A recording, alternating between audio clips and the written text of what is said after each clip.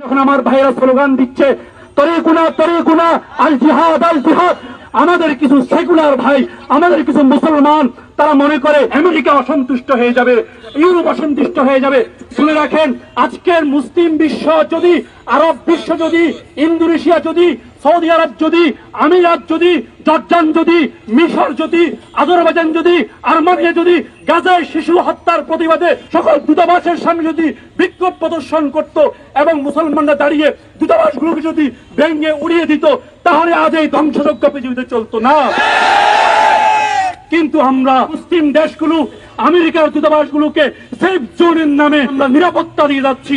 আমরা সতর্ক হুঁশিয়ারি দিতে বলতে চাই, আমাদের হৃদয়ে যে অগ্নি লাভার উত্তোলন হচ্ছে, এই অগ্নি লাভা সকল দূতাবাসগুলোকে জ্বালিয়ে পুড়িয়ে চারকার করে দিবে ইনশাআল্লাহ।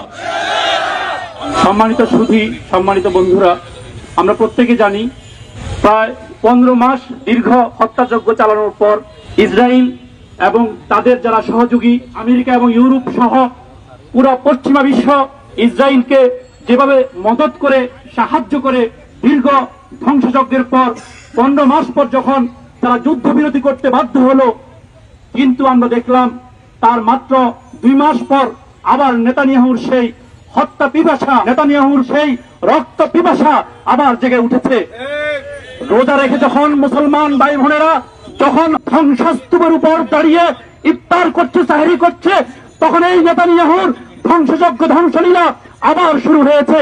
আমরা যখন ঘরের ছাদের নিচে পাখার নিচে বসে ঠান্ডা পানিতে চুমুক নিচ্ছি, তখন আমার ভাই বোনেরা সেখানে রক্তের মধ্যে ছটফট করছে। তারা আমাদের এই রক্ত, আমাদের এই শিশুদের রক্ত, নারীদের রক্ত যদি আমাদের বিবেককে ধ্বংস না করতে পারে, যদি আমাদের বিবেককে না জাগাতে পারে, যদি আমাকে জাগিয়ে না তুলতে পারে, তাহলে বলেন আমরা কবে মুসলমান হব?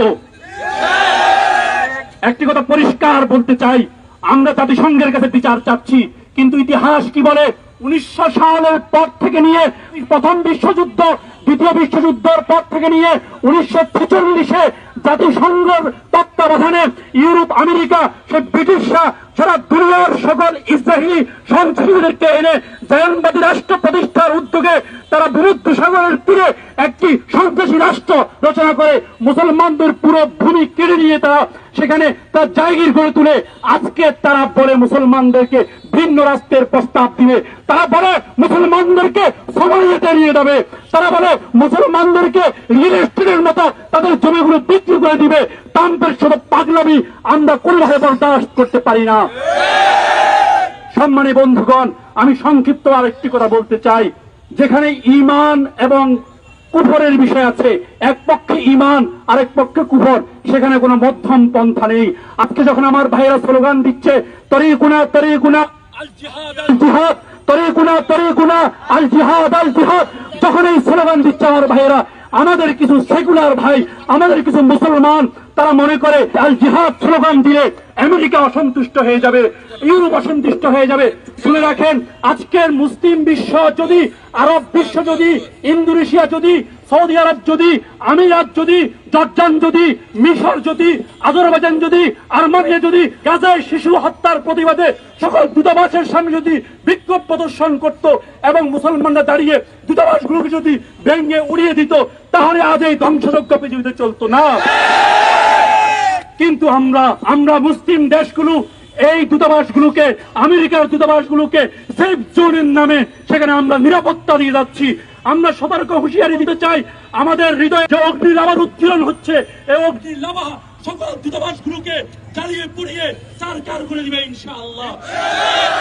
আমরা আর সেকুলারদের মতো আমরা আর শান্তিপূর্ণভাবে কোনো বিক্ষোভ প্রদর্শন করব না। যেখানে আমাদের শিশুরা নিয়মিত অস্ত্রদগ্ধ হচ্ছে, যেখানে আমাদের শিশুরা নিয়মিত নিহত হচ্ছে, সেখানে আমরা আর বরদাস্ত করব না। এখন থেকে আমরা আমাদের এই যে বিক্ষোভ যে শুরু হলো শেষ হয়ে যাবে না ইনশাআল্লাহ। এই বিক্ষোভ আমাদের আমেরিকান দূতাবাস পর্যন্ত যাবে, সে পর্যন্ত গিয়ে আমরা ক্ষান্ত হব ইনশাআল্লাহ। নাসরুম মিনাল্লাহি ওয়া ফাতহুন করিব।